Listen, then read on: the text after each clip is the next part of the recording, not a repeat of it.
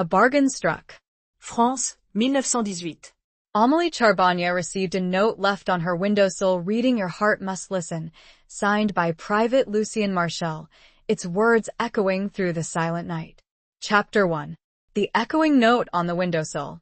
The chill of the pre-dawn air seeped through the cracks in the window frame, raising gooseflesh on Amélie Charbonnier's arms. She shivered, pulling the threadbare shawl tighter around her shoulders, her gaze fixed on the small, folded piece of paper that lay on the windowsill. It hadn't been there when she'd closed the shutters last night, the rhythmic rumble of distant artillery a constant, unsettling lullaby. Now, bathed in the faint, gray light of a burgeoning dawn, it seemed to pulse with a silent urgency. Amélie's fingers, roughened by years of work at the family bakery and now, increasingly, by the endless scrubbing and mending at the makeshift hospital in the village square, trembled as she reached for it. The paper was coarse, cheap, the kind used for rationing notices or, more ominously, casualty lists. Her heart hammered against her ribs, a frantic bird trapped in a cage. Every unexpected sound, every shadow, every whisper in the wind carried the weight of the war, the ever-present threat of loss. She unfolded the note slowly, her breath catching in her throat. The handwriting was unfamiliar, a hurried scrawl in dark ink. Just 4 words, "Your heart must listen." And then a signature, Private Lucien Marchal. The name meant nothing to her. Lucien Marchal. She repeated it silently, the syllables foreign on her tongue. She knew no Lucien Marchal. Amiens, though significantly diminished by the relentless shelling and the exodus of its inhabitants, still held a semblance of its former life. She knew most of the remaining families, the shopkeepers, the farmers who still dared to till the ravaged fields surrounding the city. But this name, it was a ghost, a whisper from the unknown.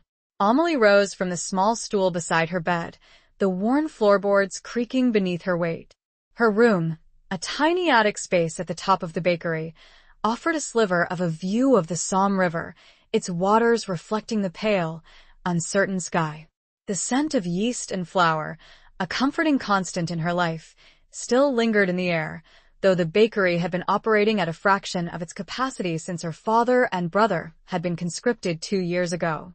She walked to the window, her gaze tracing the familiar lines of the rooftops, now jagged and broken in places, like teeth in a decaying skull. The war had etched its presence onto everything, leaving nothing untouched. Even the air itself felt heavy, laden with a scent of smoke, damp earth, and the metallic tang of blood that drifted in from the nearby field hospital. Who was Private Lucien Marchal? And what did he mean by "your heart must listen"? The phrase resonated deep within her, stirring something long dormant, a flicker of something she couldn't quite name. Hope? Fear?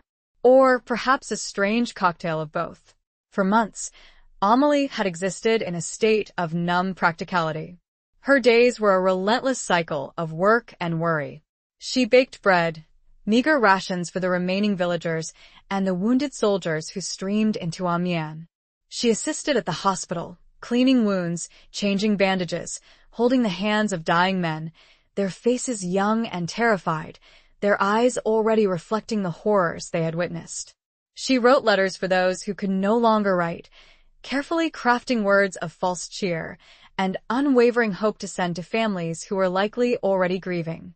She had learned to shut down, to build walls around her heart, to protect herself from the constant onslaught of sorrow and despair. Love, joy, even simple contentment felt like luxuries she could no longer afford. Her own fiancé, Jean-Paul, a carpenter with hands that could coax beauty from the roughest wood, had been gone for over a year. His last letter, stained with mud and something darker that she refused to identify, had spoken of the unrelenting rain, the rats, the constant fear that gnawed at the soul. Silence had followed, a silence that screamed louder than any cannon fire. Amélie glanced back at the note, the stark black ink a stark contrast to the muted colors of the room. "Your heart must listen." The words were a challenge, an invitation, a threat. They forced her to acknowledge the dull ache that had taken root deep within her chest, the hollow space where Jean-Paul's laughter used to reside. She carefully folded the note again, the paper already softening with the warmth of her hand.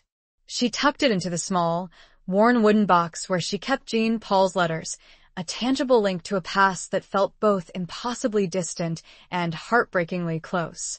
The sun, now a pale disk rising above the horizon, cast long shadows across the room. The rumble of artillery seemed closer this morning, a constant reminder of the war that raged just beyond the city walls. Amelie knew she couldn't ignore the note. It was a thread, however fragile, pulling her towards something unknown. She had a choice to make. She could dismiss it as a cruel prank, a meaningless gesture in a world filled with senseless violence. Or she could listen. She could open herself up to the possibility, however slim, that this unknown soldier, this private Lucien Marchal, held a key, a message, a reason for her to reawaken the heart she had so carefully buried. Taking a deep breath, the scent of baking bread mingling with the acrid smell of war, Amelie made her decision. She would go to the market. She would ask questions.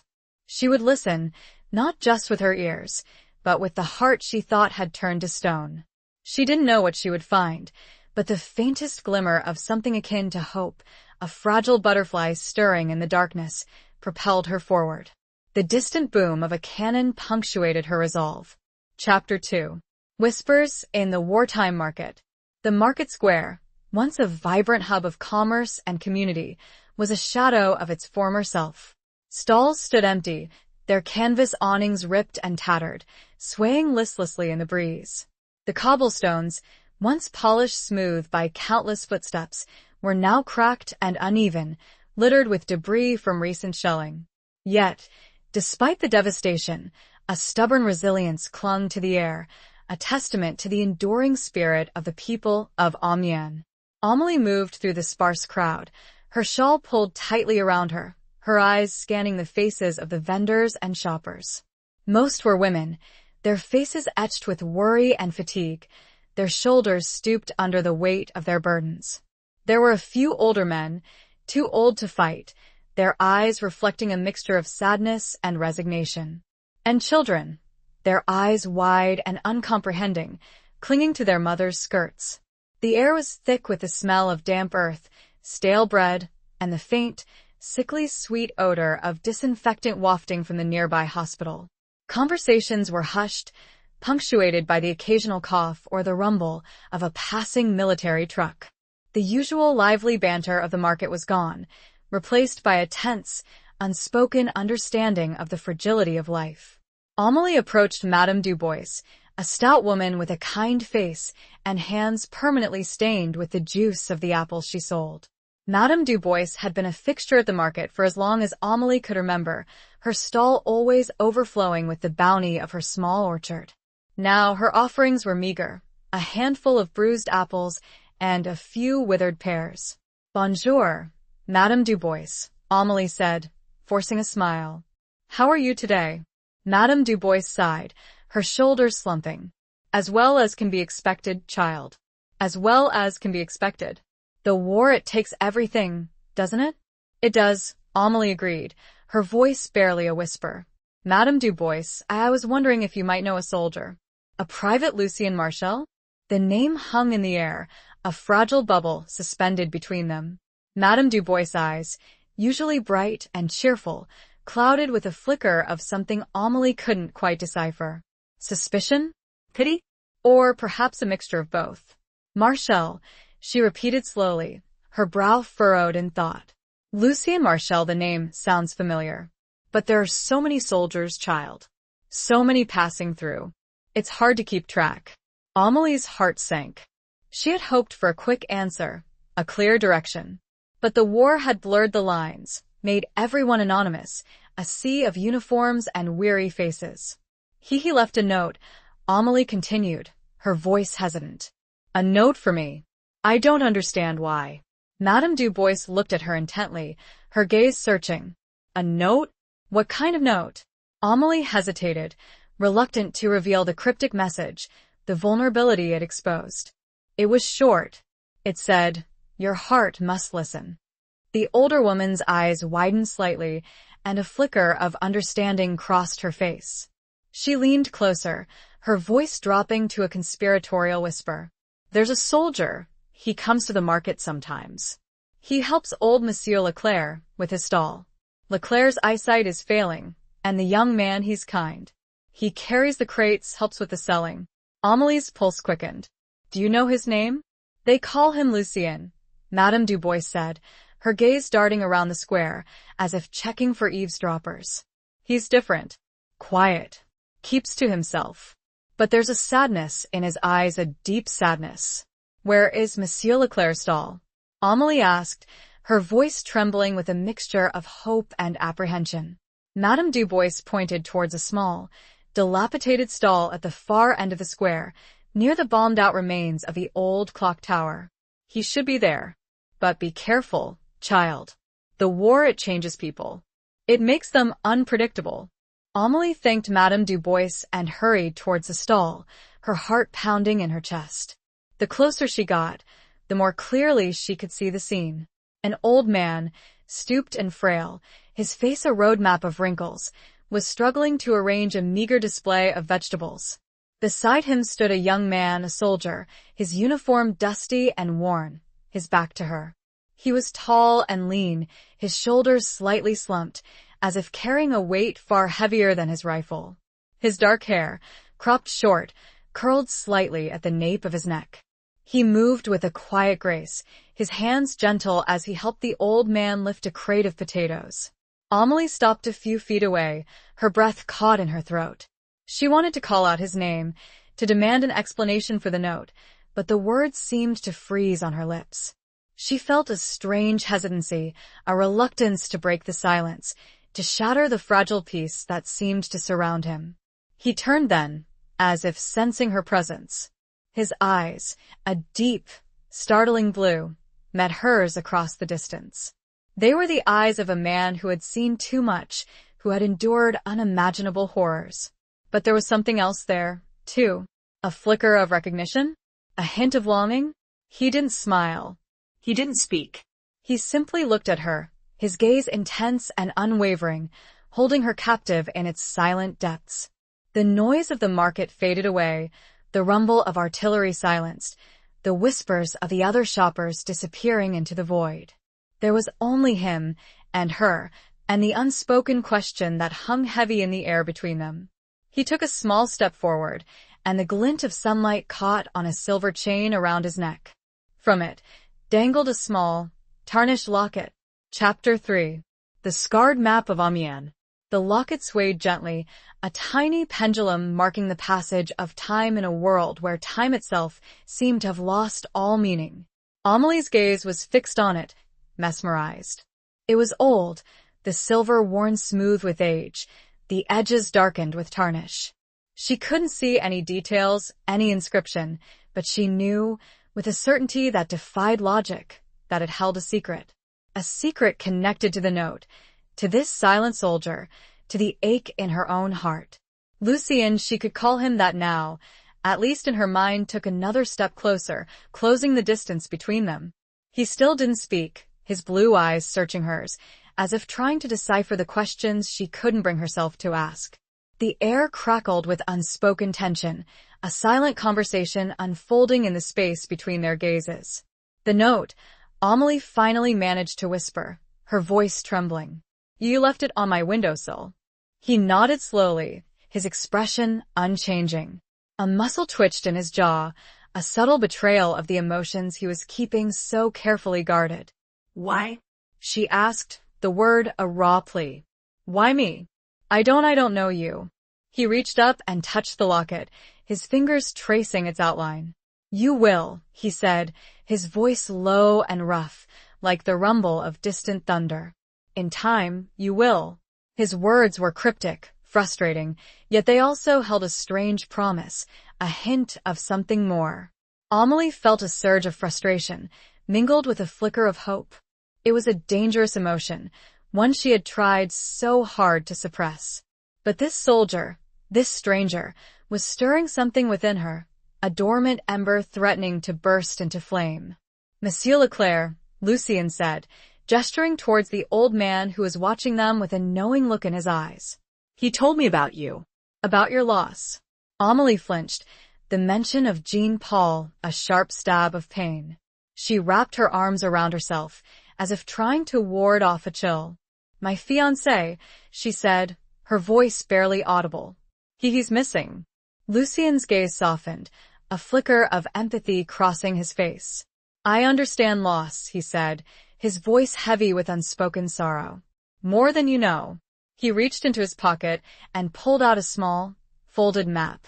It was a map of Amiens, old and tattered, the edges frayed and torn. He unfolded it carefully, revealing a network of streets and alleyways, landmarks and buildings, many of which no longer existed. This city, he said, his finger tracing the lines of the map. It's like a scarred body.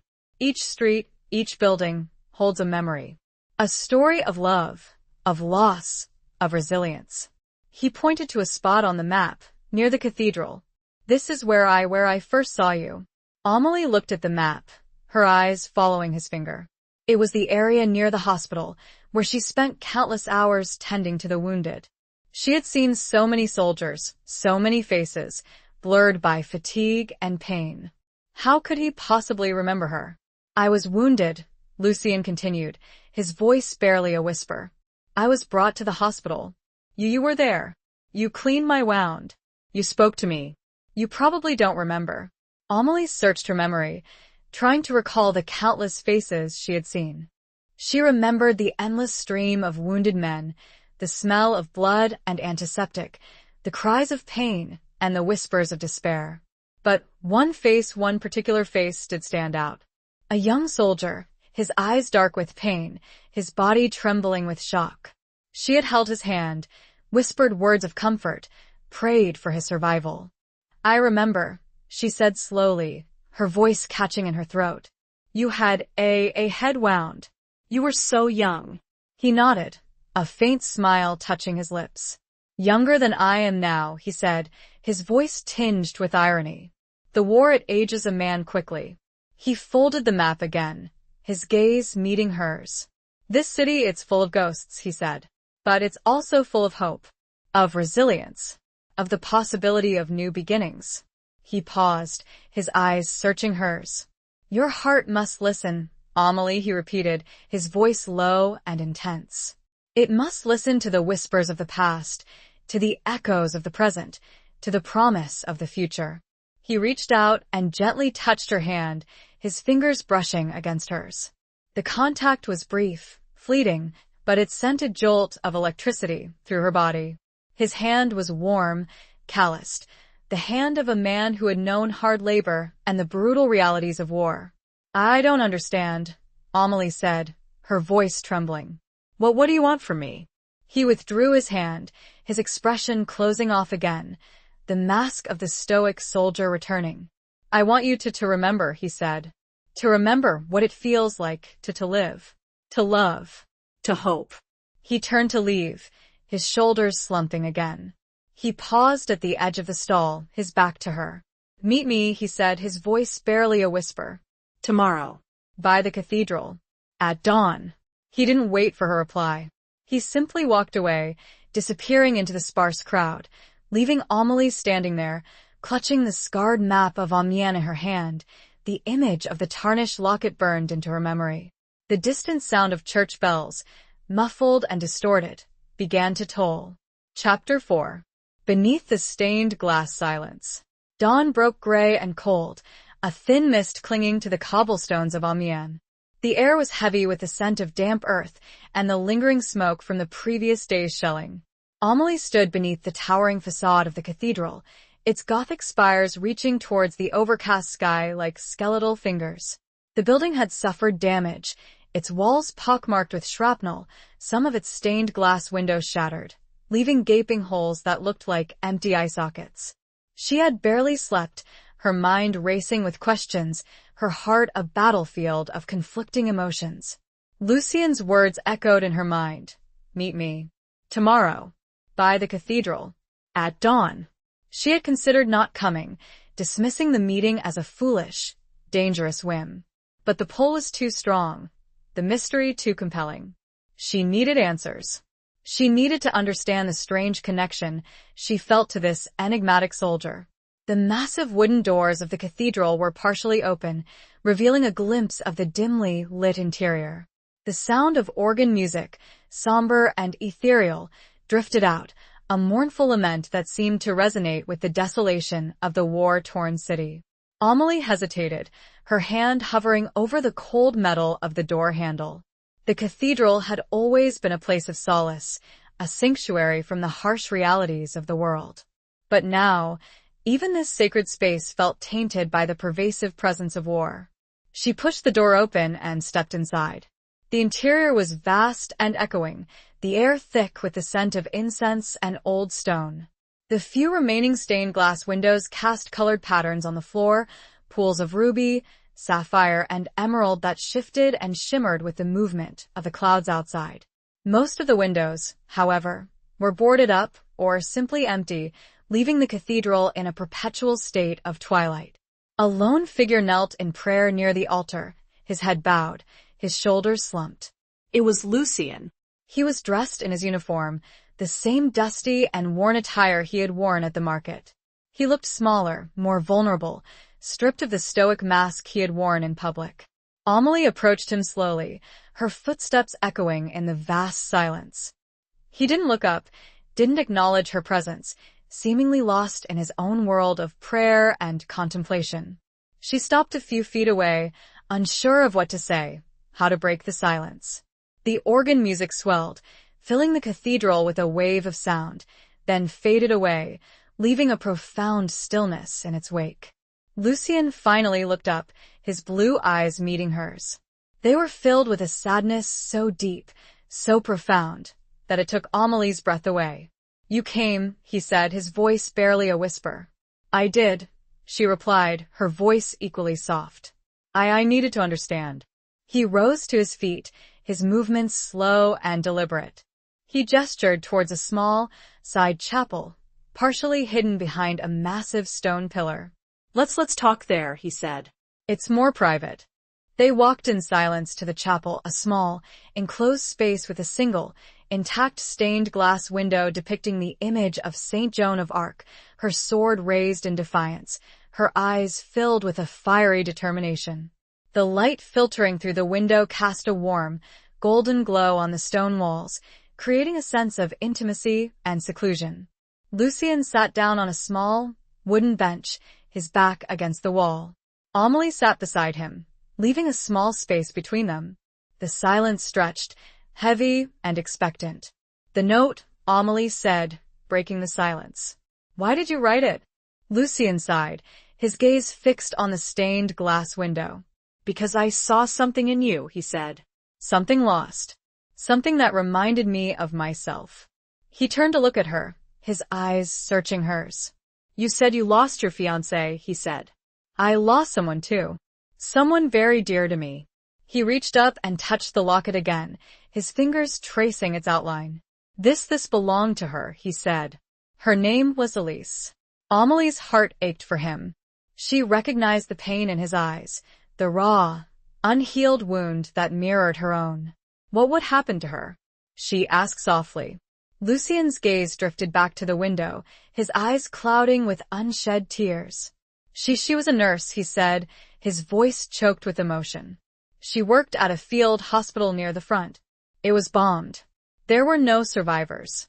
Amelie reached out and gently touched his hand, offering a silent gesture of comfort. His hand was cold, trembling. She felt a surge of empathy for him, a deep understanding of the pain he was carrying. "I'm so sorry," she whispered. He nodded, his head bowed. "I blame myself," he said. "I should have been there. I should have protected her." "It wasn't your fault," Amelie said, her voice firm. "It was the war. The war, it takes everything." He looked at her, his eyes filled with a mixture of gratitude and despair. "I know," he said. "But that doesn't make it any easier." He paused, his gaze searching hers. "When I saw you at the hospital, I saw the same pain in your eyes," he said. "The same emptiness. But I also saw strength, resilience, a spark of hope that refused to be extinguished." He reached out and gently touched her cheek, his fingers tracing the curve of her jaw. The contact was electric, sending a shiver through her body. I needed to connect with that, he said. I needed to remind myself that life goes on. That even in the darkest of times, there is still the possibility of light. He withdrew his hand, his expression closing off again. I have to go back, he said abruptly, his voice strained. Back to the front. We're moving out tonight. The stained glass silence seemed to press in on them, a fragile sanctuary about to be shattered. Chapter 5. Letters from a Stranger's Soul. The news of Lucien's imminent departure hit Amelie like a physical blow. She had only just met him, yet the connection she felt was undeniable, a fragile thread weaving its way through the chaos of their lives. The thought of him returning to the front, to the horrors he had so briefly escaped, filled her with a dread she hadn't felt since receiving the news of Jean-Paul's disappearance. Tonight? She whispered, her voice trembling. So soon? He nodded, his gaze fixed on the floor, avoiding her eyes. Orders, he said, his voice flat, devoid of emotion. The stoic soldier had returned, the vulnerable man she had glimpsed in the cathedral hidden beneath layers of duty and resignation. Amelie felt a surge of frustration, a desperate need to break through his defenses, to understand the turmoil that lay beneath the surface. Lucien, she said, her voice firmer now, please talk to me. Tell me what's going on. What is it you're not saying? He looked up at her, his blue eyes filled with a mixture of pain and something else. Hesitation? Of fear? She couldn't quite decipher it. There are things I can't tell you, he said, his voice low and strained. Things that are too dangerous. For both of us.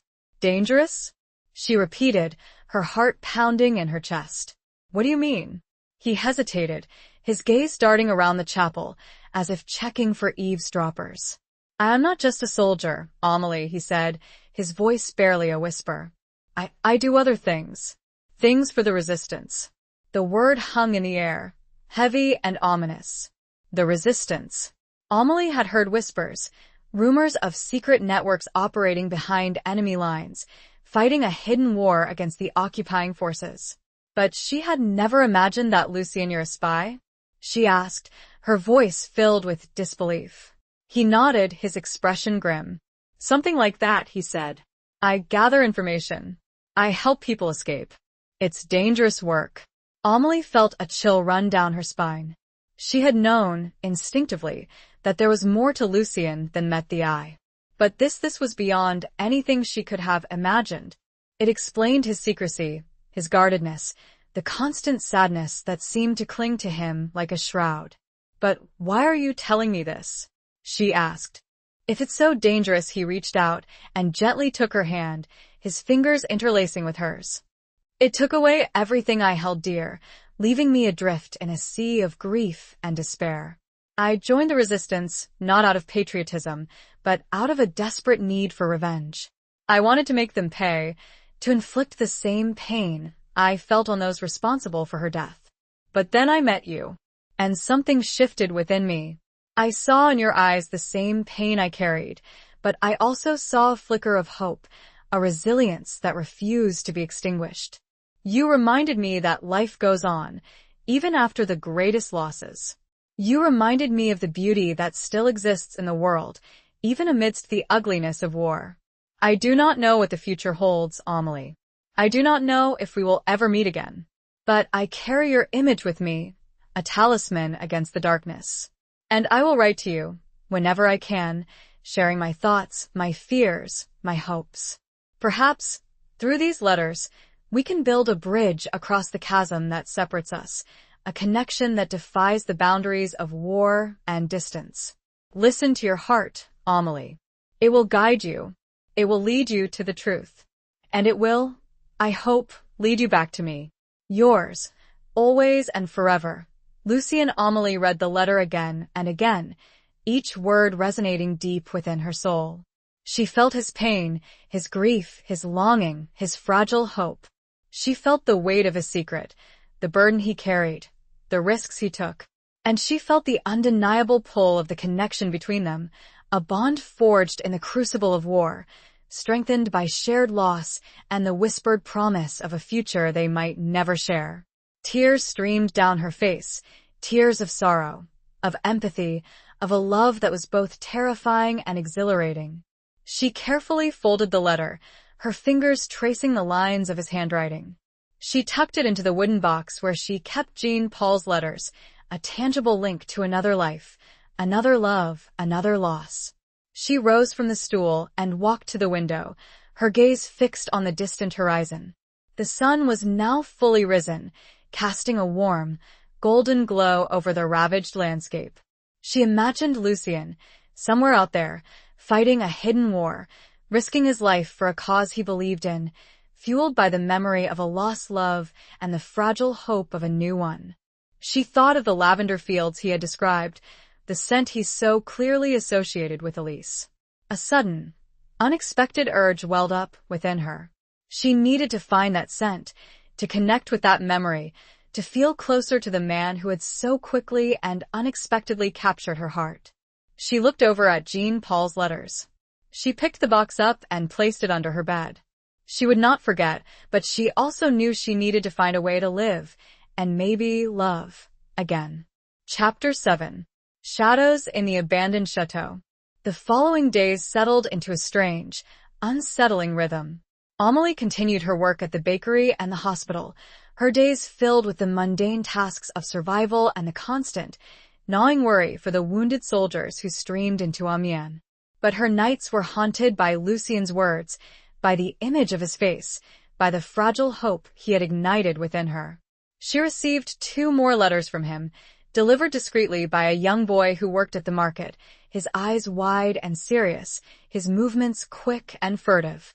The boy, whose name was Pierre, never spoke, simply handing her the folded paper and disappearing back into the crowd, a ghost in the bustling marketplace. Lucien's letters were filled with vivid descriptions of his life on the run, the constant danger he faced, the small victories and crushing defeats of the resistance. He wrote of secret meetings in abandoned buildings, of coded messages passed through unlikely channels, of the constant fear of betrayal and capture. He also wrote of his memories of Elise, of their shared dreams, of the pain of her loss that still haunted him. And he wrote of Amélie, of the impact she had had on him, of the hope she had rekindled, of the love that was blossoming, fragile and tentative, in the desolate landscape of his heart. Amélie read his letters again and again, her fingers tracing the lines of his handwriting, her heart aching for him, for his safety, for the future they might never share. She wrote back, pouring her own thoughts and feelings onto paper, sharing her fears and her hopes, her memories of Jean Paul and the growing, undeniable pull she felt towards Lucien. Her letters were a lifeline, a connection to a world beyond the confines of Amiens, a world of danger and intrigue, of love and loss, of resilience and hope. One evening, as Amélie was closing the bakery, Pierre appeared at the back entrance, his face pale and strained, his eyes filled with a fear she hadn't seen before. He thrust a letter into her hand, his breath coming in ragged gasps. He needs you, Pierre stammered, his voice barely a whisper. He's hurt. He's hiding at the old Chateau du Bois. You must go. Quickly. Amélie's heart leaped into her throat. The Chateau du Bois. It was an abandoned estate on the outskirts of Amiens, a crumbling relic of a bygone era, its gardens overgrown, its windows shattered, its walls scarred by time and neglect. It was a place of shadows and secrets, rumored to be haunted by the ghosts of its former inhabitants. She didn't hesitate. She grabbed her medical kit, a small bag filled with bandages, antiseptics, and other supplies she had learned to use at the hospital. She told Madame Besson she was going to visit a sick relative, a lie that felt heavy on her tongue. She followed Pierre through the darkening streets, the city lights flickering dimly, the distant rumble of artillery a constant reminder of the war that raged just beyond the horizon. They moved quickly, silently, sticking to the shadows, avoiding the main thoroughfares where German patrols were known to roam. The chateau loomed before them, a dark, imposing silhouette against the twilight sky. Its walls were crumbling, its windows were boarded up, Its gardens were a tangled mess of weeds and overgrown vines. A sense of foreboding washed over Amélie, a primal fear of the unknown. Pierre led her through a broken gate, down an overgrown path, to a small, hidden entrance at the back of the chateau. He pointed to a loose stone in the wall. "He's inside," he whispered. "In the old library. Be careful." He disappeared back into the shadows, leaving Amélie alone, facing the daunting task of entering the abandoned chateau, a place of darkness and secrets, where danger lurked around every corner. She pushed the loose stone aside, revealing a narrow opening. She squeezed through the gap, her heart pounding in her chest. The air inside was cold and damp, heavy with the scent of dust and decay. She found herself in a long, dark corridor, the only light filtering in through cracks in the boarded-up windows. She moved slowly, cautiously, her hand brushing against the cold, damp stone walls. She could hear the scuttling of rats, the creaking of floorboards, the whisper of the wind through broken panes of glass. The chateau seemed to be alive, breathing, its shadows shifting and swirling around her. She followed the corridor to a large, arched doorway. It was the entrance to the library. She pushed the door open, her breath catching in her throat. The library was a vast, cavernous room, its walls lined with empty bookshelves, its floor covered in a thick layer of dust and debris.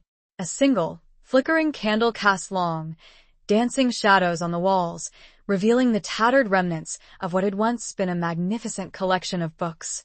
And in the center of the room, lying on a pile of old blankets, was Lucien. He was pale and drawn, his face covered in sweat, his uniform stained with blood. He was wounded badly. The shadows seemed to close in around him, a dark premonition of what might come. Chapter 8. A Dance with the Devil's Brigade. Amélie rushed to Lucien's side, her medical kit clattering to the floor. Her hands, usually steady and sure, trembled as she assessed his condition. He had a deep gash on his left arm, the blood seeping through the makeshift bandage he had applied. His breathing was shallow and ragged, his skin clammy to the touch. "Lucien," she whispered, her voice choked with emotion. "What happened?" He opened his eyes, his gaze hazy and unfocused. He tried to smile, but the effort seemed to pain him. "Amélie," he whispered, his voice weak. "You came." "Of course, I came," she said, her voice firm despite the fear that was churning inside her. "Pierre told me you were hurt. I'm here to help." She quickly set to work, cleaning the wound, applying a fresh bandage, her movements efficient and practiced. She had tended to countless wounds at the hospital, but this was different. This was Lucien, the man she was falling in love with, the man whose life hung precariously in the balance. As she worked, he told her what had happened. He had been on a mission, gathering information about a German troop movement, when he had been ambushed. He had managed to escape, but not before being wounded by a German soldier. "They call themselves the Devil's Brigade," he said, his voice strained. "They're ruthless. They hunt down resistance members. They show no mercy." Amélie felt a chill run down her spine. She had heard whispers of the Devil's Brigade, rumors of their brutality, their efficiency, their unwavering loyalty to the German cause. They were a force to be feared, a constant threat to anyone involved in the resistance. "We need to get you out of here," she said. "It's not safe. They might come looking for you." He nodded, his eyes filled with pain. "I know," he whispered, "but I can't move. Not yet. I'm too weak." Amélie knew he was right. He needed rest, time to recover. But staying in the chateau was too dangerous. It was a trap, a waiting game. She needed to find a safer place, a place where he could heal, a place where they could be together. Suddenly, they heard a noise. The sound of footsteps, approaching from the corridor. Amélie froze, her heart pounding in her chest. She quickly extinguished the candle, plunging the library into darkness. "Hide," she whispered, pushing Lucien towards a large, empty bookcase. "Behind the shelves. Don't make a sound." He obeyed, his movements slow and painful. Amélie grabbed her medical kit and hid behind a large, overturned table, her body pressed against the cold, dusty floor. The footsteps grew closer, louder. The door to the library creaked open, and a beam of light sliced through the darkness. 2 German soldiers entered the room, their rifles held at the ready, their faces grim and determined. They were members of the Devil's Brigade. Amelie recognized their uniforms, the distinctive black insignia on their sleeves, the ruthless glint in their eyes. They searched the room systematically, their boots echoing on the wooden floor, their flashlights probing the shadows. Amelie held her breath, her body trembling with fear. She could hear Lucien's ragged breathing, the faint rustle of his uniform against the bookshelves. One of the soldiers approached the bookcase where Lucien was hiding. He shone his flashlight along the shelves, his gaze scanning the empty spaces. Amelie closed her eyes, her heart pounding so loudly she thought it would give her away. Then suddenly the other soldier called out. "Let's go," he said. "He's not here. We're wasting our time." The first soldier hesitated, his gaze lingering on the bookcase. Then, with a shrug, he turned and followed his comrade out of the room. Amelie waited, her body tense, her ears straining for any sound. The footsteps faded away, the door creaked shut, and the library was once again plunged into silence. She waited a few more minutes just to be sure. Then, she crawled out from behind the table and rushed to Lucien's side. He was slumped against the bookshelves, his face pale and drawn, his eyes closed. He was still breathing, but his pulse was weak and erratic. "Lucien," she whispered, shaking him gently. "Lucien, can you hear me?" He opened his eyes, his gaze hazy and unfocused. He tried to speak, but only a faint whisper escaped his lips. "Dance." "We never." His words trailed off. He was slipping away. She couldn't lose him. "Not now." Not like this. The distant sound of a dog barking broke through her rising panic. They had to get out, and fast. Chapter 9. The Price of a Stolen Kiss. Amelie knew they couldn't stay in the chateau. The soldiers might return, and even if they didn't, Lucien needed proper medical attention, care she couldn't provide in this dilapidated, dangerous place. She had to get him to safety, but where? The hospital was too risky, too exposed. The bakery was out of the question, it would endanger Madame Besson and the others. An idea sparked, a desperate, risky plan. Madame Moreau, a distant relative of Amelie's mother, lived on a small, secluded farm on the outskirts of Amiens. She was a recluse, a woman who kept to herself, rarely venturing into the city. She was known for her herbal remedies, her knowledge of traditional medicine. And most importantly, she was fiercely independent, fiercely loyal to her family, however distant. It was a long shot, but it was the only chance they had. Amelie knew she couldn't carry Lucien alone. He was too weak, too heavy. She needed help. She thought of Pierre, the young boy who had delivered Lucien's letters. He was small, but he was quick and resourceful. And he was fiercely loyal to Lucien. She helped Lucien to his feet, his arms slung around her shoulders, his body leaning heavily on hers. He was barely conscious, his breathing shallow and ragged, his face pale and drawn. They made their way slowly, painfully, through the dark corridors of the chateau, back to the hidden entrance. The night air was cold and damp, the distant rumble of artillery a constant reminder of the war that raged around them. Amelie found a small, secluded spot near the broken gate, a place where they could hide while she went to find Pierre. She made Lucien as comfortable as possible, propping him up against a crumbling wall, covering him with her shawl. "Stay here," she whispered.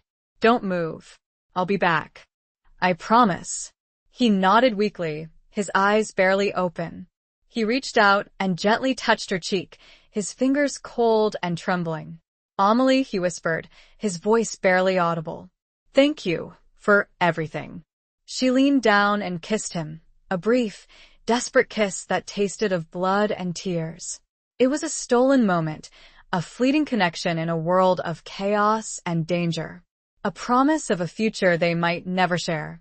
"I love you, Lucien," she whispered, her voice choked with emotion. "I'll be back. I promise." She turned and ran, disappearing into the shadows, leaving him alone, vulnerable, his life hanging precariously in the balance. She found Pierre near the market, his face pale and anxious, his eyes searching the darkness.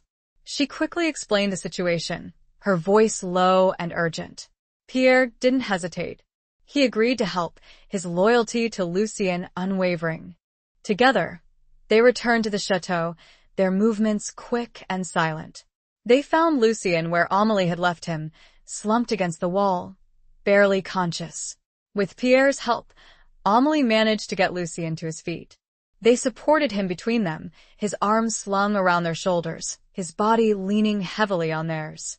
They made their way slowly, painfully, through the dark streets of Amiens, avoiding the main thoroughfares, sticking to the shadows. The journey was agonizingly slow, each step a struggle, each breath a victory. They finally reached Madame Moreau's farm, a small, isolated building surrounded by fields and trees. The house was dark, silent, but Amélie knew Madame Moreau was there. She could feel her presence, a watchful, protective force. Amélie pounded on the door, her heart pounding in her chest.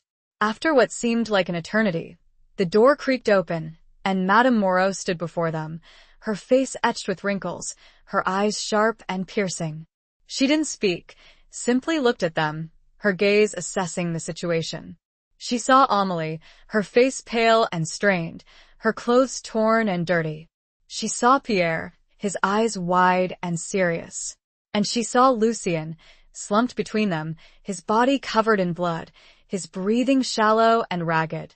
She stepped aside, opening the door wider. "Bring him inside," she said, her voice gruff but kind. Quickly.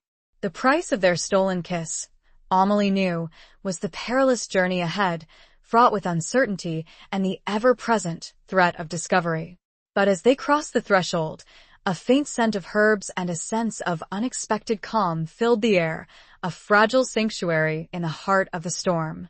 Chapter 10. The Nightingale's Grieving Song. Madame Moreau's farmhouse was a haven of rustic simplicity.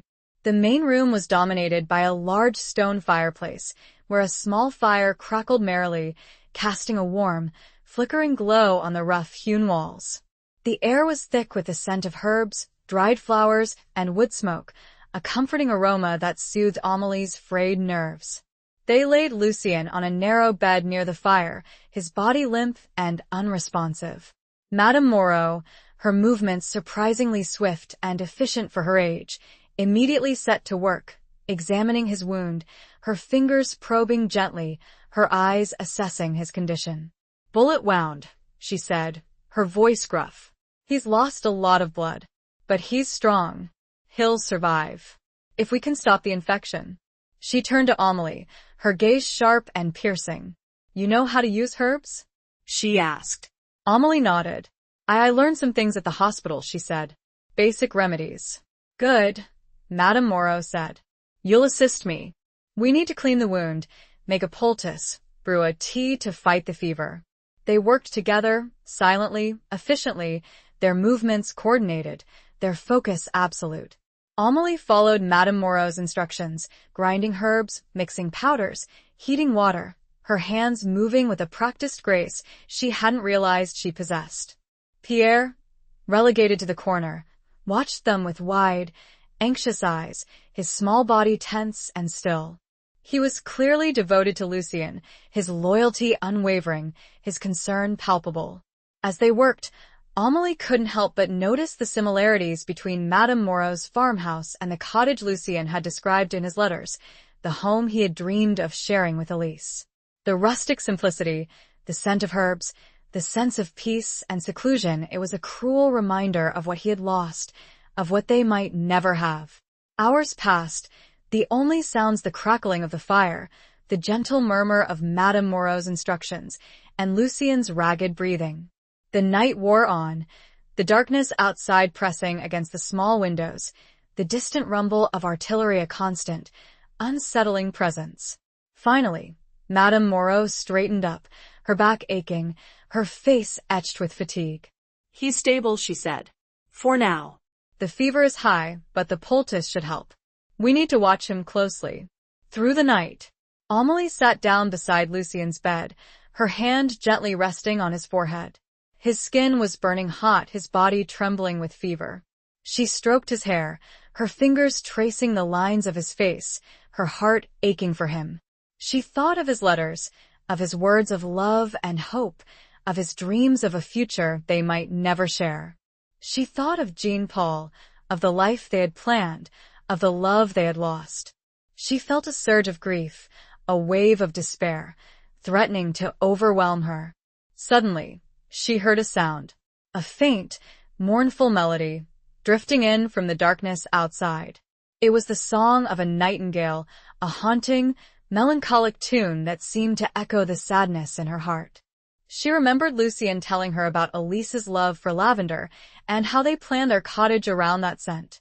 Now, it seemed, this grieving song was intertwined with Lucien, a poignant reminder of the pain he carried. She looked at Lucien, his face pale and drawn in the flickering firelight. He was still breathing, but his pulse was weak and erratic. She knew he was fighting, struggling to survive. But she also knew that the odds were stacked against him. She leaned down and whispered in his ear, her voice choked with emotion. "Lucien," she said, "please don't leave me. I need you. I love you." A single tear rolled down her cheek, landing on his hand. She didn't know if he could hear her, if he could understand her words. But she had to tell him. She had to express the love that had blossomed so quickly, so unexpectedly, in the desolate landscape of her heart. The nightingale's song continued, a poignant serenade to a love hanging precariously between life and death, its notes a fragile bridge between hope and despair. Chapter 11. Blood and ink on the battlefield. The days that followed were a blur of anxiety and exhaustion. Lucien hovered between life and death, his body ravaged by fever, his mind lost in a world of delirium.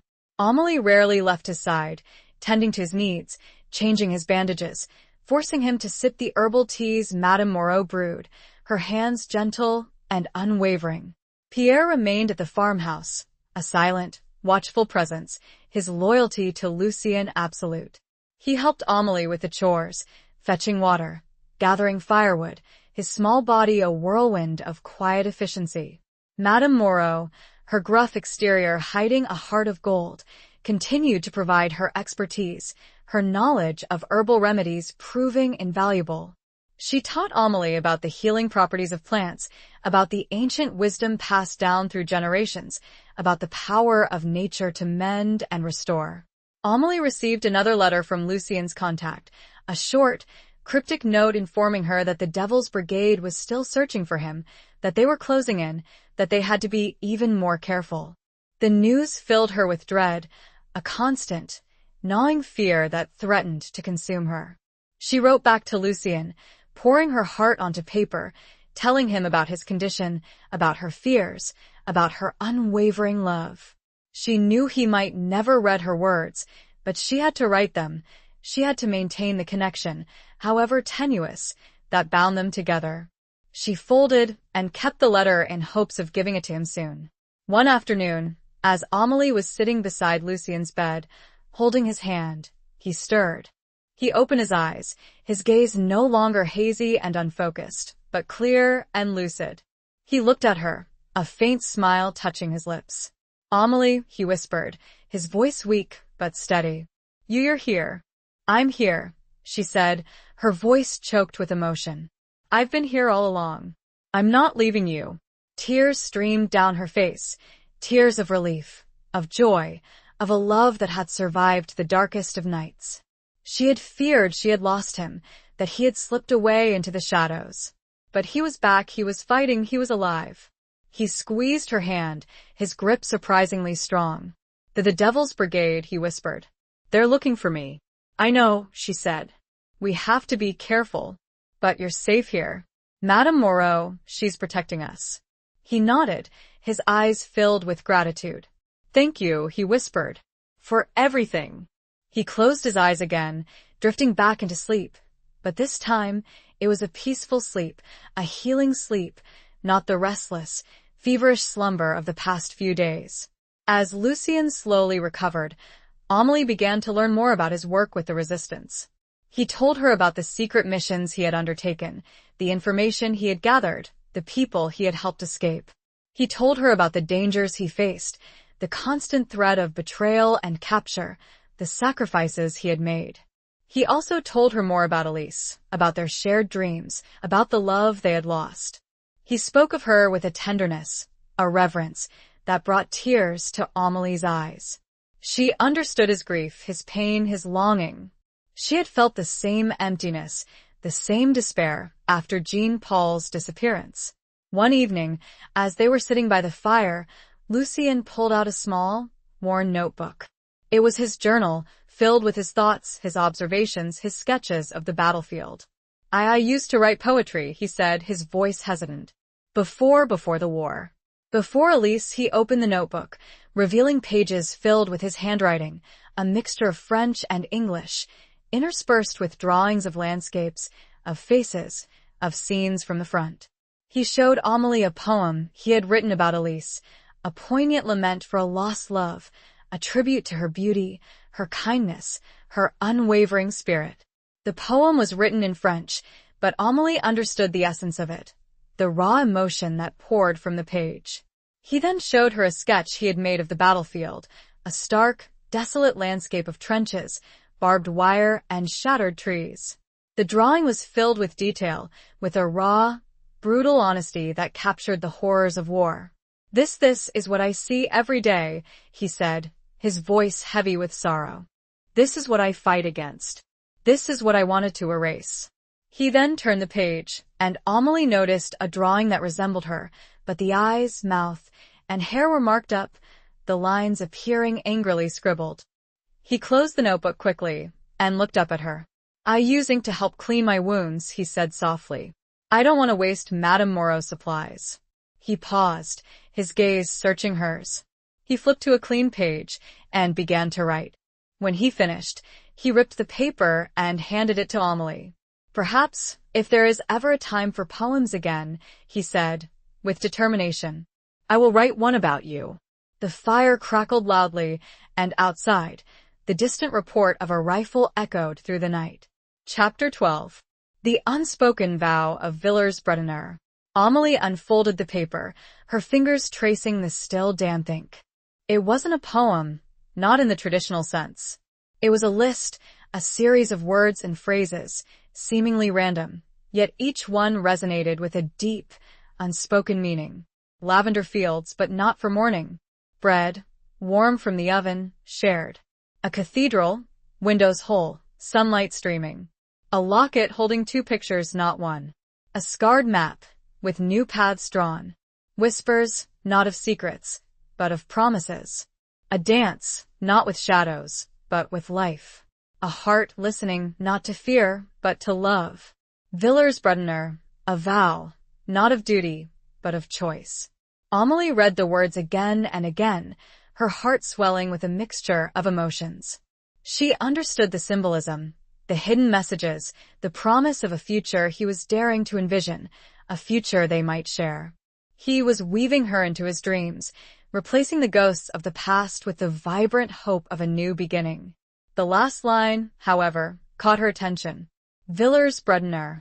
It was a small town a few miles east of Amiens, a place that had seen heavy fighting, a place that held a significant strategic importance in the war. But it was also a place that held a personal significance for Lucien, a place he had mentioned in passing, a place connected to Elise. Villers-Bretonneux, she said, her voice questioning. What does it mean? Lucien looked at her, his blue eyes filled with a mixture of sadness and determination. It's where Elise and I first met, he said. At a small church, near the town square. We made a vow, a promise to each other. To return there after the war. To be married. Amelie felt a pang of sympathy for him, a deep understanding of the pain he was carrying, the bittersweet memory of a love that had been cruelly snatched away. But she also understood the significance of his including Villers-Bretonneux in his list, in his vision of their future. He was not erasing Elise's memory, he was honoring it, while simultaneously opening his heart to a new love, a new possibility. And now? She asked softly. What is the vow you speak of now? He reached out and gently took her hand, his fingers interlacing with hers. His hand was warm, strong, a comforting presence in the uncertain world they inhabited. "It's a vow to you, Amelie," he said, his voice low and intense. "A vow to live, to love, to rebuild, to create a future together. If we survive this." His words were a promise, a commitment, a declaration of love that transcended the boundaries of war and loss. It was an unspoken vow, a silent agreement between two hearts that had found each other in the midst of chaos and despair. Amelie squeezed his hand, her grip tight and reassuring. I make that vow with you, Lucien," she said, her voice trembling with emotion. I will fight for that future. With you." They sat in silence for a long time, their hands clasped together, their hearts beating in unison. The fire crackled merrily, casting a warm glow on their faces, illuminating the love that had blossomed so unexpectedly, so powerfully, in the desolate landscape of their lives. But the peace was shattered by a sudden, urgent pounding on the door. Madame Moreau, who had been dozing in a chair near the fireplace, startled awake, her eyes filled with alarm. "Who is it?" she called out, her voice gruff. A voice, muffled and urgent, replied, "It's Pierre. Let me in." Quickly. Amelie recognized the voice. It was Pierre, but he sounded different, panicked, desperate. She rushed to the door and opened it, her heart pounding in her chest. Pierre stood there, his face pale and strained, his clothes torn and dirty, his breath coming in ragged gasps. He was holding a crumpled piece of paper in his hand. They know," he stammered, his voice barely a whisper. "The Devil's Brigade. They know about the farmhouse. They're coming."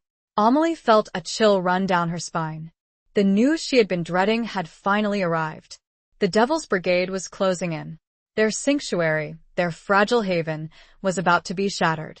Lucien, who had struggled to his feet, stood beside her, his face grim and determined. "We have to go," he said. "Now." He looked at Amelie, his eyes filled with a mixture of love and regret. "I'm sorry, Amelie," he said. I brought this upon you." "No," she said, her voice firm.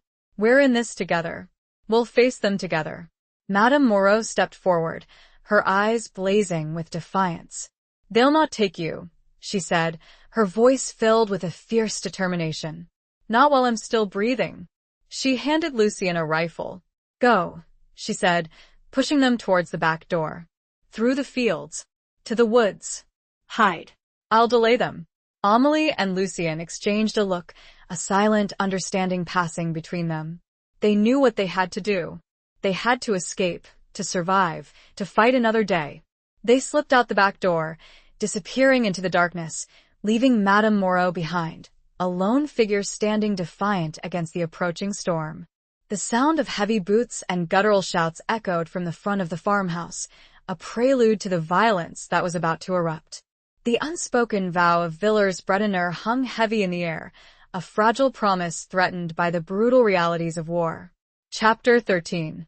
Scars beneath the surface. The cold night air whipped at Amelie's face as she and Lucien fled through the fields, their footsteps muffled by the damp earth. Lucien, despite his wound, moved with a surprising agility, his body fueled by adrenaline and the desperate need to escape. They could hear the shouts of the German soldiers, the crashing of furniture, Madame Moreau's defiant cries, growing fainter as they ran.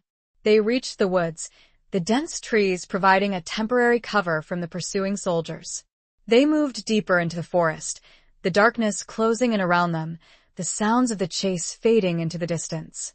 They stopped to rest in a small clearing, hidden beneath the sheltering branches of a large oak tree. Lucien leaned against the trunk, his breathing ragged, his face pale and drawn. Amelie knelt beside him, checking his wound, her heart aching for him. "Are you all right?" she asked, her voice filled with concern. He nodded weakly. "I'll manage," he said. But Madame Moreau, Pierre, Amelie didn't know what to say. She had no idea what had happened to them, whether they had survived the encounter with the Devil's Brigade. The thought of them being captured, tortured, or worse, filled her with a sickening dread. We have to believe they're all right," she said, trying to sound hopeful, but her voice trembled with uncertainty. "We have to keep going. For them. For us." Lucien reached out and gently touched her cheek, his fingers tracing the curve of her jaw. "You're strong, Amelie," he said. "Stronger than you know." She leaned into his touch, her body seeking his warmth, his comfort. She felt a surge of love for him, a fierce, protective love that transcended the fear and uncertainty that surrounded them. They continued their journey through the woods, moving slowly, cautiously, avoiding the main paths, sticking to the shadows. They had no destination, no plan, only the desperate need to escape, to survive. As dawn approached, they found a small, abandoned shepherd's hut, hidden deep within the forest. It was little more than a shack, its walls crumbling, its roof leaking, but it offered a temporary shelter, a place to rest and regroup. They collapsed inside, exhausted, their bodies aching, their minds numb with fatigue. Lucien fell into a restless sleep, his body trembling with fever, his dreams haunted by the horrors he had witnessed. Amelie sat beside him, watching him, her heart filled with a mixture of love and despair. She felt so helpless, so vulnerable, so utterly alone in this vast, uncaring world. As the day wore on, Lucien's fever subsided, and he awoke, his mind clearer, his body stronger. They shared the last of their meager rations, a few crusts of bread and a small piece of cheese that Amelie had managed to salvage from the farmhouse. They talked, sharing their fears, their hopes, their dreams. They talked about Jean-Paul, about Elise, about the lives they had lost, the futures they had been denied. They talked about their love for each other, a love that had blossomed so unexpectedly, so powerfully, in the midst of chaos and despair. Lucien reached out and gently cupped her face in his hands, his thumbs tracing the lines of her cheekbones, the curve of her lips. He looked at her, his blue eyes filled with a depth of emotion that took her breath away. "I never thought I could love again," he said, his voice low and husky. "After Elise, I thought my heart was dead. But you brought it back to life. You showed me that there is still beauty in the world, even in the midst of ugliness. There is still hope, even in the face of despair." Amelie leaned into his touch, her eyes closing, her body trembling with emotion. "I love you, Lucien," she whispered. "I love you more than words can say." He kissed her then, a long, slow, tender kiss that sealed their bond, their commitment, their unspoken vow. It was a kiss that transcended the pain and suffering of the past, a kiss that promised a future, however uncertain, filled with love and hope. As they embraced, Amelie noticed a small, almost imperceptible scar on Lucien's left wrist, a thin, white line hidden beneath his watch strap. She had never seen it before. "What's this?" she asked, her fingers gently tracing the scar. Lucien looked down at his wrist, his expression clouding over. "It's an old wound," he said, his voice hesitant. "From before the war." Amelie sensed a story there, a hidden pain, a secret he was reluctant to share. But she didn't press him. She knew that trust was a fragile thing, easily broken, especially in a world where betrayal and deception were commonplace. They stayed like this for a moment longer. The sound of a twig snapping outside the hut shattered their intimate moment, jolting them back to the harsh reality of their situation. They were still being hunted. Chapter 14. The Serpent in the Sanctuary. Lucien instantly stiffened, his hand reaching for the rifle he had kept close. He peered cautiously through a crack in the hut's crumbling wall, his eyes scanning the surrounding woods. "Someone's out there," he whispered, his voice tense. "I can't see them, but I can feel it." Amelie's heart pounded in her chest. She knew they were vulnerable, exposed, trapped in this flimsy shelter. They had to be careful, they had to be silent, they had to be ready to defend themselves. They waited, their bodies tense, their ears straining for any sound. The forest was eerily quiet, the only sounds the rustling of leaves, the chirping of birds, the distant rumble of artillery. Suddenly, they heard a voice, a soft, hesitant voice calling out from the darkness. "Lucien? Amelie? Are you in there?" "It's me, Pierre." Amelie's heart leaped with a mixture of relief and apprehension. Pierre? How had he found them? Was it a trap? Was he being followed? Lucien hesitated, his hand still gripping the rifle. He looked at Amelie, his eyes questioning. It sounds like him, she whispered. But be careful. Lucien nodded, his expression grim. He slowly opened the door, the rifle held at the ready. Pierre stood there, his face pale and strained, his clothes torn and dirty, his eyes filled with a mixture of relief and fear. He looked exhausted, as if he had been running for days. Lucien, he gasped, his voice barely a whisper. Thank goodness I found you. He escaped. Madame Moreau, he couldn't finish the sentence, his voice choked with emotion. He buried his face in his hands, his body shaking with sobs. Amelie rushed to his side, embracing him, comforting him. Pierre, she said. What happened? Tell us. He slowly lifted his head, his eyes filled with tears. The Devil's Brigade, he stammered. They came to the farmhouse. They were brutal. They tortured Madame Moreau. To make her tell them where you were. Amelie felt a surge of anger, of hatred, towards the German soldiers, towards the cruelty and barbarity of war. And did she? Lucien asked, his voice tight with anxiety. Pierre shook his head. No, he said. She wouldn't tell them anything. She was so brave. She protected you. With her life. Amelie felt a wave of grief wash over her. Madame Moreau, the gruff, kind woman who had offered them sanctuary, who had risked her life to protect them. She was gone, another victim of the senseless violence of war. I managed to escape, Pierre continued, through a secret passage. Madame Moreau, she showed it to me. Just in case he paused, his gaze shifting to Lucien. But there's something else, he said, his voice hesitant. Something I overheard. The soldiers, they were talking. They said they had an informant. Someone close to you. Someone you trusted. Amelie felt a chill run down her spine. An informant? A traitor? Someone within their own circle? The thought was sickening, terrifying. Who? Lucien asked, his voice sharp. Who is it? Pierre shook his head. I don't know, he said. I didn't hear a name. But they said this person had been feeding them information. For a long time. About your movements. Your plans. Everything. Lucien's face hardened, his eyes turning cold. He looked at Amelie, his gaze intense and searching. We have to be careful, Amelie, he said. We can't trust anyone. Not anymore. Amelie nodded, her heart heavy with suspicion and doubt. Who could it be? Who among their trusted contacts, their fellow resistance members, was a traitor? The thought was like a serpent, coiling around her heart, poisoning her trust, her faith, her hope. She looked at Pierre, at his young, innocent face, his eyes filled with fear and uncertainty. Could it be him? Was he playing a role, deceiving them, leading them into a trap? She dismissed the thought almost immediately. Pierre was loyal to Lucien, devoted to the cause. He had risked his life to find them, to warn them. He couldn't be the traitor. But who, then? The question hung in the air, heavy and ominous, a constant threat to their safety, their survival, their love. The sanctuary of the shepherd's hut had been shattered, replaced by a chilling realization. The enemy was not just outside, but within.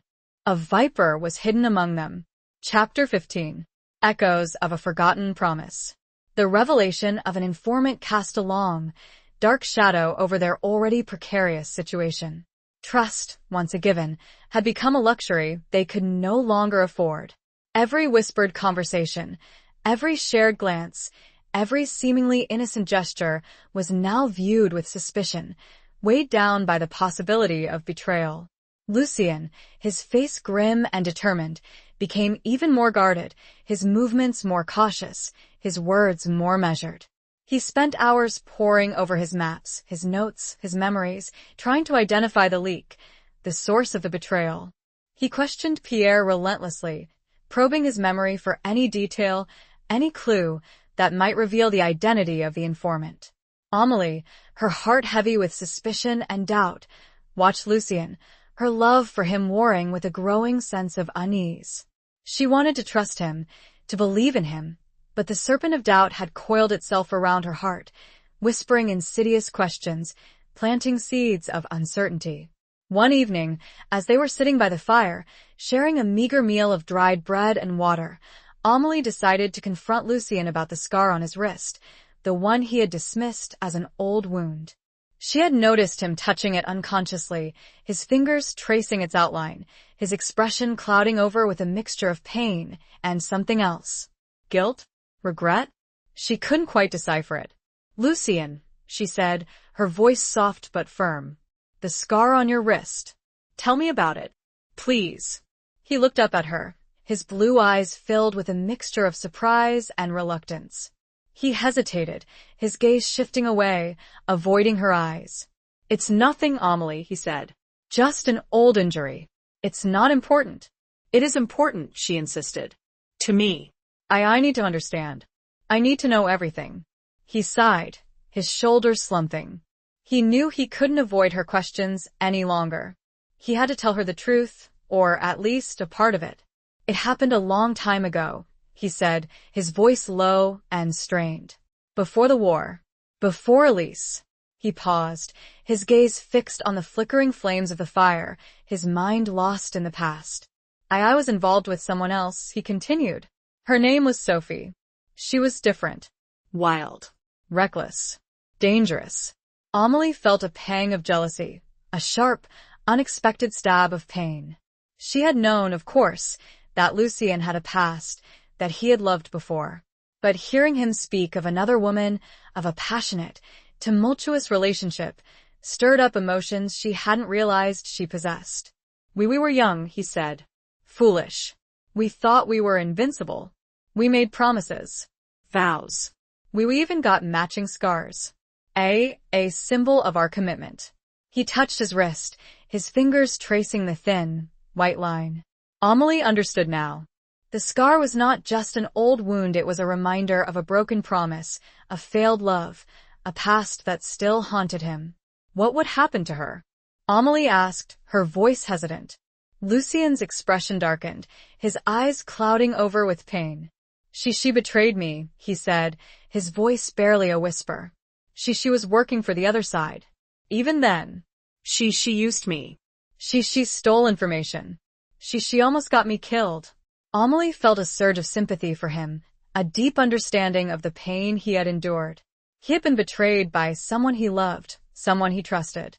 The experience had left him scarred, both physically and emotionally. "I'm so sorry, Lucien," she said, her voice filled with compassion. He looked at her, his eyes searching hers. "That's why I hesitated," he said. "To trust again. To love again. I was afraid. Of being hurt. Of being betrayed." He reached out and gently took her hand, his fingers interlacing with hers. "But you're different, Amelie," he said. "You're kind. Honest. Loyal. You've shown me that trust is still possible. That love can still heal." Amelie squeezed his hand, her grip tight and reassuring. She understood his fears, his doubts, his hesitations. But she also knew that their love was different, that it was stronger, that it could withstand the trials and tribulations of war. Suddenly, Pierre, who had been sleeping in a corner of the hut, sat up, his eyes wide and alert. He looked at Lucien, his expression urgent. I remember something," he said, his voice trembling. "The soldiers, they mentioned a meeting place. A place where the informant was supposed to deliver information. They called it the Lavender House." Amelie and Lucien exchanged a look, their hearts pounding in their chests. The Lavender House. The name resonated with a deep, unsettling significance. It was a cruel echo of Lucien's past, a twisted reminder of Elise and their dreams. A forgotten promise, now stained with the blood of betrayal. Chapter 16. The weight of a soldier's locket. The mention of the Lavender House hung in the air, a chilling echo of Lucien's past, a twisted mockery of his lost love. Amelie felt a cold dread creep into her heart. The name conjured images of Elise, of the lavender fields they had dreamed of the life they had planned together. Now, that idyllic vision had been corrupted, tainted by betrayal and deception. Lucien's face was a mask of conflicting emotions, shock, disbelief, anger, and a deep, profound sadness. He stood up abruptly, pacing the small confines of the hut, his movements agitated, his mind racing. "The Lavender House," he muttered, his voice barely a whisper. It can't be. It's a code name. A reference to Elise. To our plans." He stopped pacing and looked at Amelie, his blue eyes filled with a mixture of pain and suspicion. Who knew about it? He asked, his voice sharp. "Who knew about our dreams? Our plans for the future?" Amelie felt a pang of unease. She knew that Lucien had shared his dreams with only a select few, his closest friends, his trusted comrades in the resistance. The circle was small, intimate, and the thought that one of them was a traitor was almost unbearable. I don't know," she said, her voice hesitant. You told me. "You told Pierre. You wrote about it in your letters." Lucien's gaze shifted to Pierre, who was watching them with wide, anxious eyes. Pierre shook his head vehemently. "I never told anyone," he said, his voice trembling. I swear. "I would never betray you, Lucien. Never." Lucien believed him. He knew that Pierre was loyal, devoted, incapable of such treachery. But that left the letters. The letters he had written to Amelie, filled with his innermost thoughts, his dreams, his secrets. He looked at Amelie, his eyes searching hers, a flicker of doubt, of suspicion, crossing his face. It was a fleeting moment, barely perceptible, but Amelie saw it, and it cut her to the core. "Amelie," he said, his voice low and strained. "The letters, where are they?" She felt a cold knot form in her stomach. She had kept his letters, every single one, tucked away in the wooden box where she had once kept Jean Paul's letters. The box was now hidden beneath her bed in the bakery, back in Amiens. "They're safe," she said, her voice hesitant. "At the bakery. Hidden." Lucien's expression hardened. We have to get them, he said. "We have to see who had access to them. Who knew about the Lavender House." Amelie knew he was right. The letters were the key, the only clue they had to identify the informant. But returning to Amiens was incredibly dangerous. The city was crawling with German soldiers. The Devil's Brigade was still searching for them, and the informant, whoever it was likely watching their every move. It's too risky, she said. "We can't go back there." Not now. Lucien's jaw tightened, his eyes filled with a fierce determination. "We have no choice," he said. The letters, they could expose the entire resistance network. They could cost lives. Lucien had devised a plan, a risky but necessary strategy to retrieve the letters and, hopefully, expose the informant. They would split up. Pierre, with his knowledge of the city's back alleys and hidden passages, would go to the bakery and retrieve the wooden box containing the letters. Amelie and Lucien would wait for him at a designated rendezvous point, an abandoned church near the river, a place where they could observe the bakery without being seen. Amelie protested, wanting to go with Pierre, but Lucien was adamant. It was too dangerous for all three of them to be together. He needed her to stay with him, to watch his back, to be his eyes and ears. They watched as Pierre disappeared into the darkness, his small figure swallowed up by the shadows of the city. Amelie felt a surge of anxiety, a gnawing fear for his safety. She knew he was brave, resourceful, but he was still just a boy, caught up in a war he didn't understand. Amelie and Lucien made their way to the abandoned church, its walls crumbling, its windows shattered, its roof partially collapsed. It was a desolate, eerie place, a fitting backdrop for their desperate mission. They found a hidden vantage point in the bell tower, a small, dusty space with a cracked window that offered a view of the bakery across the street. They could see the back entrance, the small courtyard, the flickering lights in the windows. They waited, their bodies tense, their ears straining for any sound. The hours stretched on, each minute feeling like an eternity. The city was eerily quiet, the silence broken only by the occasional bark of a dog, the distant rumble of a truck, the faint sound of music drifting from a nearby tavern. As dawn approached, Amelie saw movement near the bakery. A figure emerged from the back entrance, a small, familiar figure carrying a wooden box. It was Pierre. Amelie's heart leaped with relief. He had made it. He had retrieved the letters. But her relief was short-lived. As Pierre hurried across the courtyard, another figure emerged from the shadows, a tall, imposing figure dressed in a German uniform. It was a member of the Devil's Brigade. Amelie gasped, her hand flying to her mouth. She wanted to scream, to warn Pierre, but she knew it was too late. The soldier grabbed Pierre, his grip tight and brutal. Pierre struggled, trying to break free, but the soldier was too strong. He wrestled the wooden box from Pierre's grasp, his face contorted in a sneer. Lucien, his face a mask of rage and despair, raised his rifle, aiming at the soldier. But before he could fire, another figure appeared, stepping out of the bakery, into the courtyard. It was Madame Besson, Amelie's father's longtime assistant, the kind, gentle woman who had helped her run the bakery, who had been like a second mother to her. Madame Besson walked towards the soldier, her hands outstretched, her face pleading. She spoke to him in German, her voice low and urgent. Amelie couldn't hear her words, but she could see the soldier's expression change, from anger to something else. Surprise? Confusion? He released Pierre, shoving him roughly to the ground. He then handed the wooden box to Madame Besson, his gaze shifting to the church, to the bell tower where Amelie and Lucien were hiding.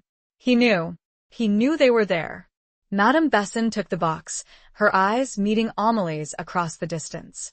Her expression was unreadable, a mixture of sadness, regret, and defiance. She then turned and walked back into the bakery, disappearing from view. The soldier followed her, leaving Pierre alone in the courtyard, his body slumped against the wall, his face buried in his hands. Amelie and Lucien were stunned, their minds reeling, their hearts pounding in their chests. Madame Besson, the woman they had trusted, the woman they had considered family, was the informant. The revelation was like a punch to the gut, a betrayal so profound, so unexpected, that it left them breathless. The cracked mirror of truth reflected a distorted image, a reality they had never imagined, a treachery that cut deeper than any bullet wound. They had been betrayed by someone they loved, someone they had trusted with their lives. The distant sound of church bells, tolling the hour, seemed to mock their naivety, their misplaced faith. Chapter 18. Threads of Fate and Betrayal. The weight of Madame Besson's betrayal settled upon Amelie like a shroud. The woman who had kneaded dough beside her, who had shared stories and laughter, who had offered comfort in times of grief, was a traitor. The world, already fractured by war, seemed to shatter completely, leaving her adrift in a sea of uncertainty and despair. Lucien, his face etched with a mixture of fury and heartbreak, lowered his rifle. He had been ready to kill the German soldier, to avenge Pierre's capture, to protect the letters. But he couldn't shoot Madame Besson. He couldn't bring himself to harm the woman who had been a part of Amelie's life for so long, even if she was their enemy. We have to go, he said, his voice hoarse. We can't stay here. They know we're here. Amelie nodded, her mind numb with shock. She couldn't comprehend the reality of Madame Besson's actions, the depth of her deception. It was a betrayal that cut deeper than any wound, a violation of trust that left her feeling hollow and lost. They left the church, their movements slow and cautious, their hearts heavy with grief and disillusionment. They had to get out of Amiens, to escape the clutches of the Devil's Brigade, to find a safe place to regroup, to try to make sense of the shattered pieces of their world. As they made their way through the deserted streets, they saw Pierre, running towards them, his face streaked with tears, his eyes filled with a mixture of relief and terror. They let me go, he stammered, his voice trembling. Madame Besson, she told them I was just a delivery boy. She told them I didn't know anything. Amelie embraced him, holding him tight, her heart aching for him. He had been caught in the crossfire, an innocent victim of a war he didn't understand, a pawn in a deadly game of betrayal. It's all right, Pierre, she said, her voice soothing. You're safe now. We're together. Lucien looked at Pierre, his expression grim. Did she say anything else? He asked. Did she explain why? Pierre shook his head. No, he said. She just looked at me. With sadness. And she gave me this. He reached into his pocket and pulled out a small, folded piece of paper. It was a note, written in Madame Bessin's familiar handwriting. Lucien took the note, his fingers trembling. He unfolded it slowly, his eyes scanning the words. Amélie and Pierre watched him, their hearts pounding in their chests, waiting for him to reveal the contents of the message. Lucien's face paled as he read the note. His eyes filled with a mixture of disbelief, anger, and a deep, profound sorrow. "What is it?" Amélie asked, her voice filled with dread. "What does it say?" Lucien looked at her, his gaze heavy with unspoken emotions. "It's a confession," he said, his voice barely a whisper. She explains everything." He began to read the note aloud, his voice trembling with emotion. "My dearest Amélie, by the time you read this, I will likely be gone. I have made choices, terrible choices, that have put you and Lucien in danger. I have betrayed your trust, your friendship, your love. And I can never forgive myself for that. I did it for my son. He was captured by the Germans early in the war. They threatened to kill him unless I cooperated, unless I provided them with information about the resistance, about Lucien. I was trapped, Amélie. I had no choice. I had to protect my son, even if it meant betraying everything I held dear, even if it meant becoming a monster. I know this is no excuse. There is no excuse for what I have done, but I hope one day you can understand, and perhaps even forgive me. Please, take care of Lucien. He is a good man. He deserves happiness. He deserves you." With a broken heart, Madame Bessin Amélie felt a wave of conflicting emotions wash over her. Anger, betrayal, sadness, and pity. She understood Madame Bessin's dilemma, the impossible choice she had been forced to make, the agonizing decision between protecting her son and betraying her friends. Lucien crumpled the note in his hand, his face contorted in pain. He had been betrayed, used, manipulated. But he also understood the desperation of a mother's love, the lengths to which she would go to protect her child. The threads of fate and betrayal were intricately woven, a tangled web of love, loss, duty, and sacrifice. The war had forced them all to make impossible choices, to compromise their values, to betray their loyalties. There were no easy answers, no clear villains, no simple heroes. Only victims, caught in the crossfire of a conflict that had shattered their lives and left them struggling to survive. A distant explosion ripped through the silence, snapping them back to the present, reminding them that the war, and their fight for survival, was far from over. Chapter 19. Beyond the Barricades of Fear. The explosion, though distant, served as a stark reminder of the ever-present danger. They had to leave Amiens, and they had to do it quickly. Lucien, despite his emotional turmoil, took charge, his military training kicking in, his mind focused on survival. "We need to get out of the city," he said, his voice firm. "We'll head north, towards the coast. There are contacts there, people who can help us." They moved swiftly, silently, through the back alleys and deserted streets, avoiding the main thoroughfares where German patrols were likely to be. They were fugitives, hunted by both the enemy and their former allies, their trust shattered, their future uncertain. As they neared the outskirts of Amiens, they encountered a barricade, a makeshift roadblock manned by a group of resistance fighters. Amélie recognized one of them, a young man named Jean-Claude, whom she had known from the market. Lucien approached the barricade cautiously, his hand on his rifle, his eyes scanning the faces of the fighters. He knew that they couldn't trust anyone, not anymore, but they needed help, they needed information, they needed a way out. "Jean-Claude," Lucien said, his voice low and guarded. "It's me, Lucien." "And Amélie." Jean-Claude's eyes widened in surprise, then narrowed with suspicion. He raised his rifle, aiming it at Lucien. "Lucien Marchal," he said, his voice cold. "The traitor. The one who betrayed us to the Devil's Brigade."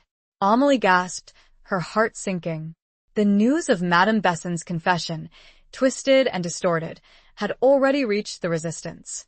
They were being branded as traitors, hunted by their own comrades. "It's not true," Lucien said, his voice firm. "We were set up. Madame Besson, she was the informant. She confessed. Jean-Claude didn't lower his rifle. We know about Madame Besson, he said. But we also know about you. About your connection to her. About the letters. About the Lavender House. Lucien's face paled. He realized that the resistance had misinterpreted the situation, that they believed he was complicit in Madame Besson's betrayal, that he had been working with her all along. Listen to me, Lucien said, his voice pleading. We're not traitors. We're victims. Just like you. We need your help. We need to get out of here. Jean-Claude hesitated, his gaze shifting from Lucien to Amélie, then to Pierre, who was standing behind them, his eyes wide with fear. He saw the desperation in their faces, the exhaustion in their bodies, the truth in their eyes. He slowly lowered his rifle. I don't know what to believe, he said. But I'll give you a chance. I'll take you to our leader. He'll decide what to do with you. Amélie and Lucien exchanged a look, a silent understanding passing between them. They had no choice. They had to trust Jean-Claude, to hope that he would believe them, to pray that the resistance leader would see the truth.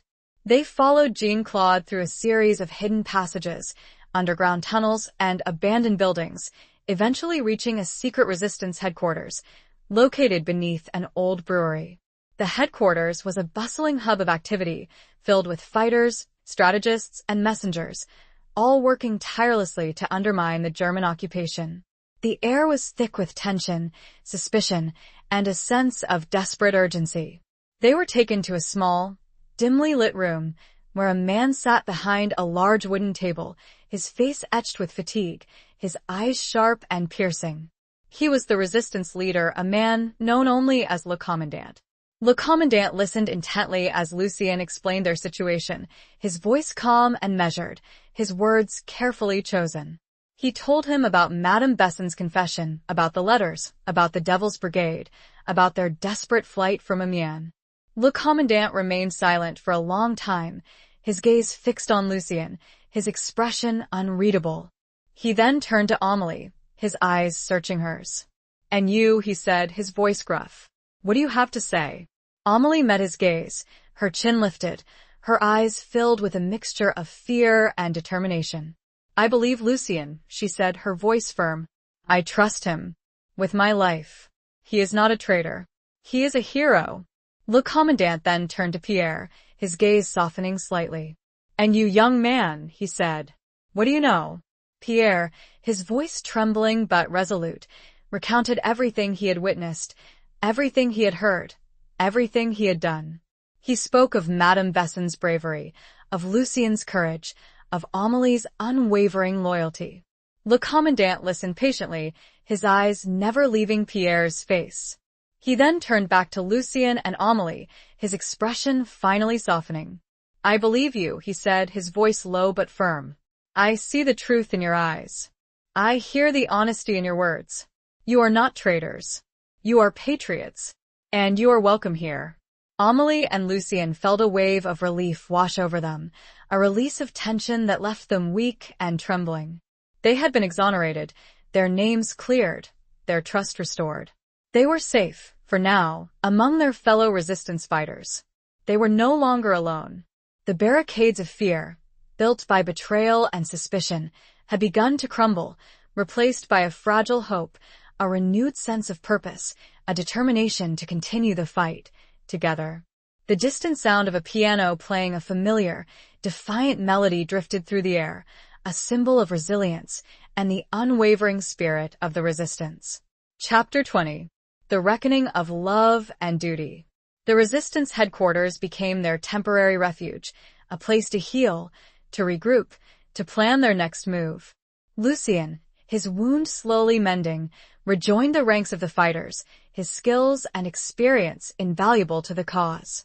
Amélie, her heart still heavy with grief and betrayal, found solace in helping the wounded, tending to their needs, offering comfort and support. But the shadow of Madame Besson's betrayal still lingered, a constant reminder of the sacrifices made, the trust broken, the lives lost. Amélie struggled to reconcile the image of the kind, gentle woman she had known with the reality of the informant, the traitor who had endangered them all. One evening, As Amelie was sitting alone, reading through Lucien's letters, she came across a passage she had missed before, a small, seemingly insignificant detail that suddenly took on a new, profound meaning. Lucien had written about a meeting he had had with Madame Besson a few weeks before his injury, a meeting where he had discussed his plans for a new offensive, a plan to disrupt German supply lines, a plan that had ultimately failed, resulting in heavy casualties for the resistance. He had written that Madame Besson had seemed distracted during the meeting, that she had kept looking out the window, that she had seemed nervous, agitated. He had also written that she had offered him a cup of tea, a special herbal blend that she claimed would calm his nerves, a tea that he had politely declined. Amelie's heart skipped a beat. The tea. Madame Besson had offered Lucien a special herbal tea. Could it have been poisoned? Was that her plan? To eliminate Lucien, to silence him, to prevent him from carrying out the offensive? She rushed to find Lucien, her mind racing, her heart pounding in her chest. She found him in the strategy room, poring over maps, discussing plans with Le Commandant and other resistance leaders. She interrupted them, her voice urgent, her eyes filled with a mixture of fear and excitement. Lucien, she said. The tea. Madame Besson, she offered you tea. Before the offensive. Do you remember? Lucien looked at her, his brow furrowed in confusion. Yes, he said. I remember. But what about it? Amelie explained her theory, her voice trembling with emotion. She told him about the passage in his letter, about Madame Besson's strange behavior, about the special herbal tea. Lucien's face paled as he realized the implications of her words. Madame Besson had not only been an informant, she had also been an assassin, a willing participant in the attempt to eliminate him. Le Commandant, his eyes sharp and piercing, listened intently to Amelie's explanation. He then turned to Lucien, his expression grim. We need to investigate this, he said. We need to find out what was in that tea. We need to know the truth. They contacted Madame Moreau's niece. Through her, they contacted a trusted chemist, a member of the resistance who had the skills and knowledge to analyze the herbal blend. They provided him with a sample of the tea, salvaged from the remnants of Madame Besson's belongings, and waited anxiously for his findings. The results came back a few days later. The tea contained a potent neurotoxin, a deadly poison that would have caused paralysis and death within hours. Madame Besson had intended to kill Lucien, to silence him permanently. The revelation was shocking, horrifying, but it also confirmed their suspicions, their instincts, their belief in Lucien's innocence. He had been a target, a victim, not a traitor. The resistance, now fully convinced of Lucien's loyalty, redoubled their efforts to find and eliminate the remaining members of the Devil's Brigade, the soldiers who had tortured Madame Moreau, who had hunted Lucien and Amelie, who had terrorized the people of Amiens. The final confrontation took place near Villers-Bretonneux, the town where Lucien and Elise had made their vow, the town that held such a significant, bittersweet meaning for him. It was a fierce, bloody battle. A clash between the forces of good and evil, a reckoning of love and duty. Lucien, fueled by a mixture of grief, anger, and a burning desire for justice, fought with a ferocity he had never known before. He was a man possessed, a warrior driven by a need to avenge the fallen, to protect the innocent, to build a future free from the horrors of war. Amelie, her heart pounding with fear and pride, watched from a distance, her medical kit at the ready, her eyes fixed on Lucien, her love for him a constant, unwavering presence. The battle raged for hours, the sounds of gunfire, explosions, and screams filling the air. The resistance, outnumbered but undeterred, fought with courage and determination, their spirit unbroken, their resolve unwavering. Finally, as dawn approached, the tide began to turn. The Devil's Brigade, their ranks depleted, their leadership decimated, began to retreat.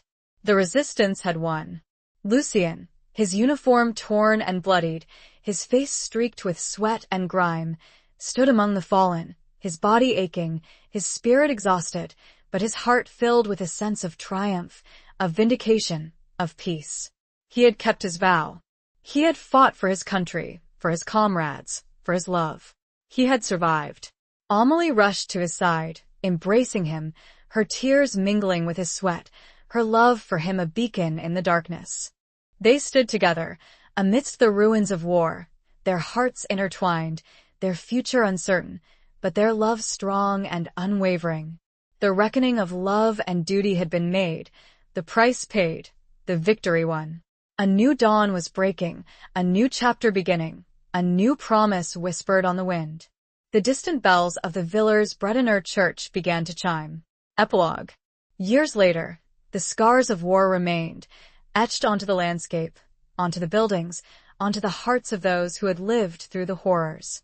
But Amiens had been rebuilt, its streets bustling, its markets vibrant, its people resilient. Lucien and Amélie, their love tempered by fire, their bond unbreakable, had returned to the city, to the bakery, to the life they had almost lost. They had married, in a simple ceremony, in the small church near Villers-Bretonneux, the place where Lucien had once made a vow to another woman, a vow that had been shattered by war, replaced by a new promise, a new love, a new beginning. The bakery flourished, its ovens once again filled with the scent of warm bread, its shelves stocked with pastries and cakes, its tables crowded with customers, their laughter and chatter filling the air. Amélie, her hands still skilled at kneading dough, her heart filled with a quiet joy, managed the business, while Lucien, his wartime skills repurposed, worked as a carpenter, his hands coaxing beauty from wood, just as Jean-Paul had once done. They had a daughter, a bright, spirited child with Lucien's blue eyes and Amélie's dark hair. They named her Elise, in honor of the woman Lucien had loved and lost, a tribute to a past that could never be forgotten, a symbol of hope for the future. The wooden box, containing Lucien's letters and the note from Madame Besson, remained hidden beneath their bed, a reminder of the trials they had faced, the sacrifices they had made, the love that had sustained them.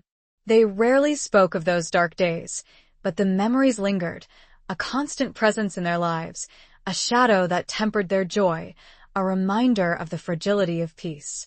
One sunny afternoon, as Amélie and Lucien were walking along the Somme River, their daughter skipping ahead of them, they passed by the old cathedral, its walls repaired, its stained glass windows restored, its spires reaching towards the sky. Lucien stopped, his gaze fixed on the building, his eyes filled with a mixture of sadness and gratitude.